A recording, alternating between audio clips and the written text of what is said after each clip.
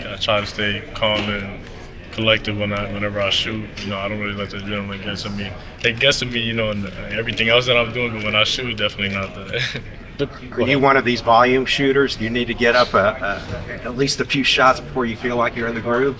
Honestly, I don't feel like that at all. I feel like the more I shoot, the more I'll make for sure. But I feel like I'm confident in myself that any shot that I take is gonna go in. So, I could be sitting out there, and as soon as I come in, I could go a couple times without touching it, and I'll be ready to shoot, man. Whenever it's my turn, I'm taking it. I'm probably gonna make it. Yeah, you got 15 shots a game. You're fine with that too, right? Yeah, most definitely. How odd is it to be surrounded by so many shooters? What was that? How odd is it to be surrounded by so many shooters? Oh man, it's a blessing. It makes my life easier. Other teams won't be able to fully lock in on me, which is something that in the past I've had to deal with a lot. Sure.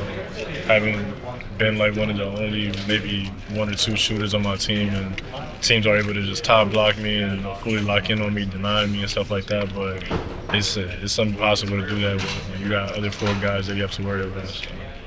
Yeah, it's crazy. You win by 70 points, and people still nitpick your games. Coach Pope actually said there were 2 areas: communication on the court and rebounding. You guys need to kind of focus in on. What are your thoughts on those 2 areas? I agree with him for sure, and I feel like throughout the game, it looked like things were going great for us, but in our huddles, we were talking about what we had to do right and what we had to do better, and those are 2 areas for sure that we need to improve on. And, we're always looking to get better. We know that during the season we're not going to be playing a team like them, and even though they were great and they have great history and all that, we're definitely going to probably play tougher teams going forward. Which of your teammates have stood out as being some of the more vocal guys out there on the court, shouting directions?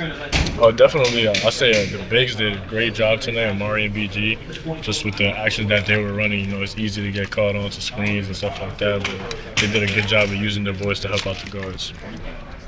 Do you focus? Go ahead. Do you focus more on what went right or what went wrong after a game like this? Oh, that's tough. We definitely talked a lot about what went right, but I think we're always looking to improve. Like I said earlier, this ain't the same teams that we're going to be playing going forward, so we definitely got to sharpen some things up that we've been doing wrong, because that's going to help us win games in the future. So I'd probably say the second game for sure. But you're playing for a coach who emphasizes what you did right. Yeah, for sure. I mean, it's a little give and take, what I mean? He's definitely going to come in, and he was super ecstatic about everything that we did, and he was happy about what we did. And I feel like we're definitely taking the right steps forward, but there's always a couple things that you have to work with. Thank you. Yeah. So for you, what was the biggest thing that you took away from playing your first game here in Brea? Man, for me, I was just taking it all in, man. It was really a blessing for me. I was just honored to be on the court for real and be out there with the guys, but definitely just the expectation. You feel that expectations of this is what we're here to do. We're here to win, and we got to keep doing that, and we got to keep working our butts off, because it's only going to get harder for me. What can you say about the atmosphere? The atmosphere was good, man. The atmosphere was good. I'm not gonna lie, BBL let me down a little bit. I was expecting the 22,000, but I understand, man. But it was definitely good. They were definitely cheering. I got a lot of love after the game, and just hearing the excitement that there was for Trent and Travis, that was amazing to see as well. Super happy for them. So I'm just excited, man.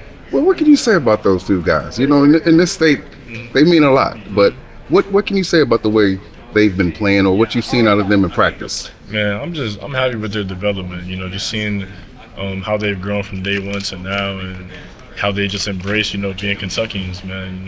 This is their home, and everybody loves them out here. And I know there's a lot of expectations for them, and it's probably pretty hard for them. They got a lot of expectations and all that, but they deal with it really well. And every day they come in to try to get better and better. Speaking of expectations, what do you have for moving forward for your next game?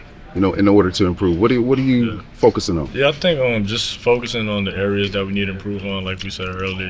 Defensive rebounding, and that's something that we're gonna need it the whole year. So we get to watch some film against other teams now, and just keep moving forward. Thank you. So I appreciate you, man.